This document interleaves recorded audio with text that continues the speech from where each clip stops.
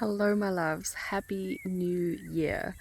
I am just in such a beautiful space this week. We just had the most incredible New Year's Day on the beach, and today we've been out on the river for a beautiful paddle. And yeah, just such a great way for us to start this year. Spent a lot of time with my beautiful husband and my family and friends, and I just feel like my cup is already filled, and it's only day 2 of 2023. And I wanted to talk today about this new concept that I came across, and I absolutely love the idea because I feel like New Year's resolutions often add a lot of pressure on to us to maybe achieve things too quickly, or we might start feeling like we just never attain our goals.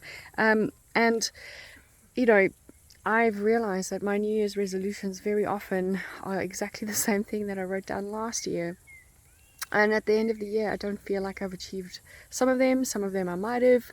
However, it just feels like I always end my year in a space of lack. Oh, I didn't do this, I didn't get to do that, I didn't do that well.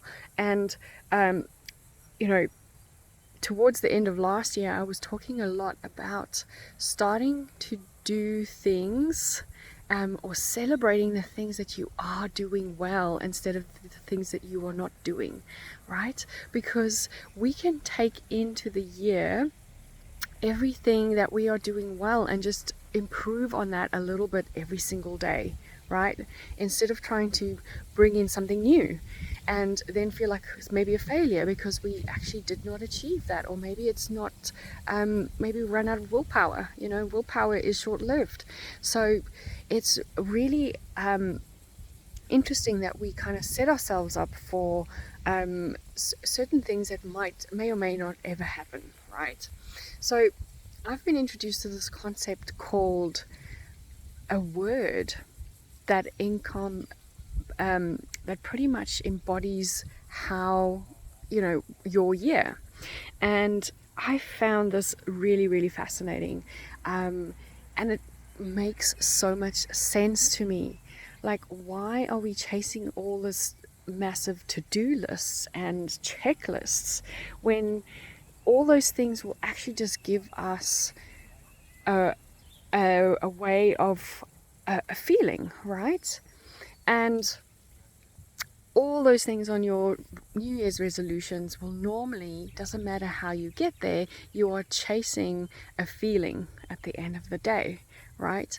So this had me like thinking, and I really, really thought hard about and brainstormed what I'd like my word for the year to be. And I'll tell you the 3 words that I kind of had in mind, and then my final choice of my word for 2023. So I really wanted more adventure this year. I felt like my life in 2022 was amazing. Yes, we did have adventure, but I feel like I didn't push myself in certain areas. I also didn't give myself permission to rest a lot more, or spend more time in nature. Like, I'm very much a nature body. I feel like nature just really fills me up, and I didn't give myself enough time doing those things that make me happy in the outdoors. So adventure was important for me, and I understood that adventure is quite a broad word, and I needed to kind of go a little bit deeper. So I thought about, well, why do I want to fill my cup? What am I actually trying to get to? And that's when the word light came to me. The word light to me means stepping into that inner awareness, that inner light within us. Sorry, I just got eaten by a mosquito. Story of my life the last 2 days. And when we start to turn inwards and connect with our inner light.